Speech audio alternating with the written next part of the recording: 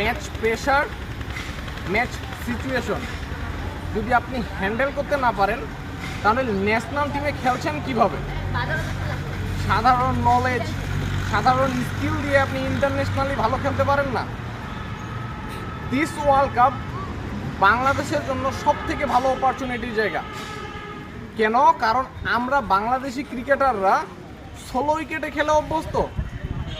এতক্ষণ পর্যন্ত ইউএসএতে যতগুলো ম্যাচ হয়েছে সবগুলো কিন্তু 16 উইকেটে হয়েছে। তো আমরা কেন বুঝতেছি না যে আমাদের যেরকম পিচ প্রয়োজন, আমরা কিন্তু সেরকম ওয়েদারে আমরা সেখানে ম্যাচগুলো খেলতেছি। আর এই যে ওয়ার্ল্ড কাপে আফগানিস্তান যে সেমিফাইনাল কিংবা ফাইনালের মঞ্চে খেলবে না, এটার কোনো নিশ্চয়তা নেই। আর আমরা বাংলাদেশিরা শুধু সুপার 8-এ খেলার জন্য হয়ে গেল, সুপার 8-এ গেলে আমাদের টার্গেট ফিল আপ হয়ে গেল না। এই সিচুয়েশনে বাংলাদেশ নিঃসন্দেহে সেমিফাইনাল এবং ফাইনালের মঞ্চে খেলা একটা দল।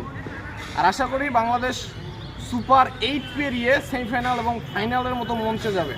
বলছি না বাংলাদেশ ফাইনাল জিতে যাবে, তো ইনশাল্লাহ আশা করা যায় বাংলাদেশ ভালো কিছু করবে। ওকে, ধন্যবাদ।